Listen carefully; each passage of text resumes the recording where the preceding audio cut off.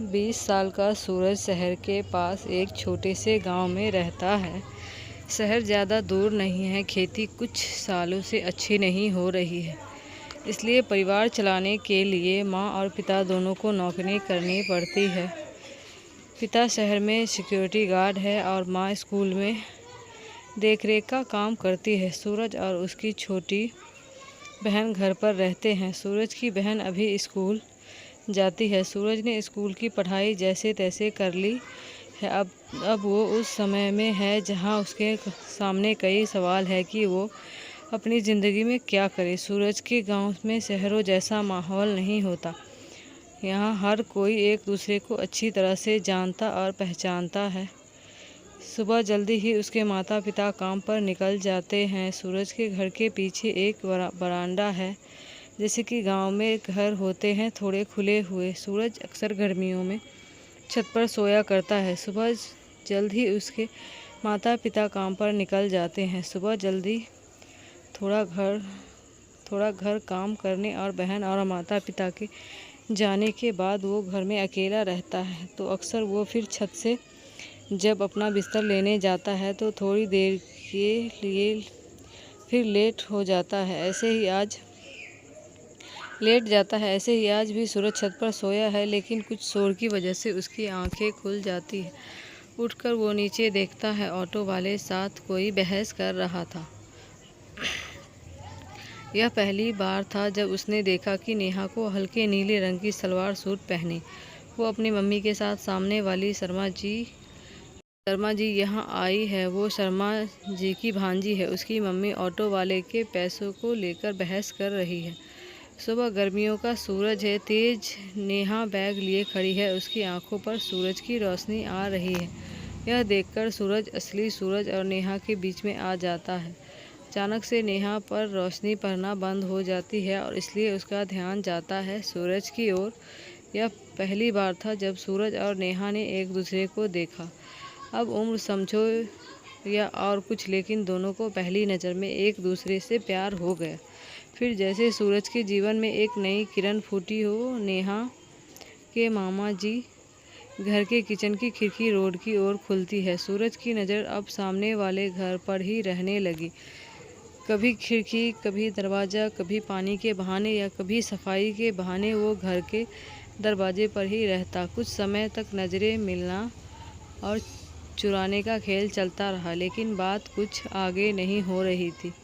एक दिन सूरज अपने घर की छत पर खड़ा होकर पतंग उड़ा रहा था। पतंग उड़ाते उड़ाते उसका ध्यान एकदम से गया सामने वाले किचन की खिड़की पर और उसने देखा कि नेहा खिड़की से पतंग उड़ाते उसे देख रही है। सूरज अब हिम्मत करके नेहा की तरफ मुस्कुरा देता है और जवाब में वहाँ से भी एक प्यारी सी स्माइल आती है।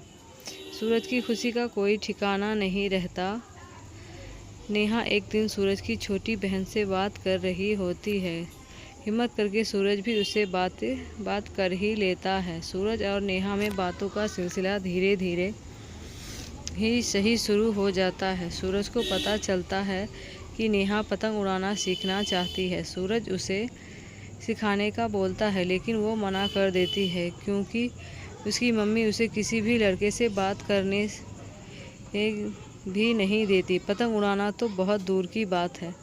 सूरज उसे बोलता है कि वो उसके घर के पीछे बरामदे में उसे सिखा देगा। साथ ही वहाँ सूरज की बहन भी होगी। नेहा थोड़ा मनाने पर मान जाती है। आखिर वो भी सूरज के साथ समय बिताना चाहती है। नेहा की मम्मी जब उसकी मामी के साथ किसी रिश्तेदार से मिलने जाती है तब नेहा सूरज के बरामदे में जाती है, लेकिन उन्हें नहीं पता था कि अनजाने में वो बड़ी मुसीबत में फंसने वाले हैं।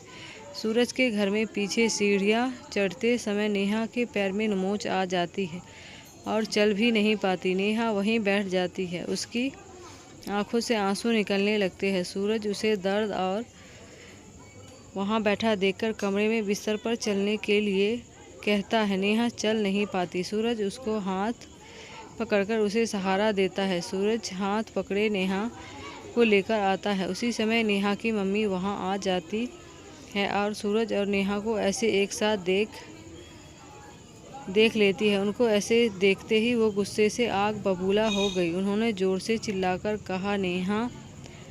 फिर उन्हें कुछ समय बाद नेहा का पैर दिखाई दिया। उन्होंने सूरज के हाथ को हटाकर नेहा को पकड़ा और उसे ले गई। सूरज को रात भर नींद नहीं आती है। वो सुबह का इंतज़ार करता, यह सोच रहा है कि नेहा का पैर कैसा होगा, साथ ही कहीं उसकी मम्मी ने नेहा को कुछ कहा या मारा तो नहीं। सुबह होती है और सूरज देखता है कि नेहा और उसकी मम्मी ऑटो में बैठकर जा रहे हैं। पैर से अभी भी थोड़ा लड़खड़ा रही थी। सूरज और नेहा की आंखों में कुछ बातें होती है और नेहा वहाँ से चली जाती है। सूरज को यकीन था कि नेहा को फिर दिखेगा। उसको नेहा का ही इंतज़ार रहता है। उसका दिल कहता है कि नेहा फिर आएगी। इंतज़ार में करीब 1 साल बीत जाता है। अब सूरज की उम्मीदें थोड़ी धूमिल होने लगती है, लेकिन एक दिन वो हुआ जिसका सूरज को इंतज़ार था। सामने वाली किचन की खिड़की में उसे फिर नेहा दिखाई देती है। उसे खुशी होती है। नेहा अभी उसकी ओर नहीं देख रही है। वो किचन में अपना काम कर रही है। नेहा की मम्मी बाहर आती है। कोई उन्हें बधाई दे रहा था नेहा की शादी की। नेहा की शादी हो चुकी थी। किचन में ही नेहा का पति भी सूरज को दिखाई देता है। देखने में नेहा भी खुश लग रही थी। सूरज एक पल के लिए बुरा लगा, लेकिन फिर वो मुस्कुराया। उसे नेहा की खुशी में अपनी खुशी दिखी।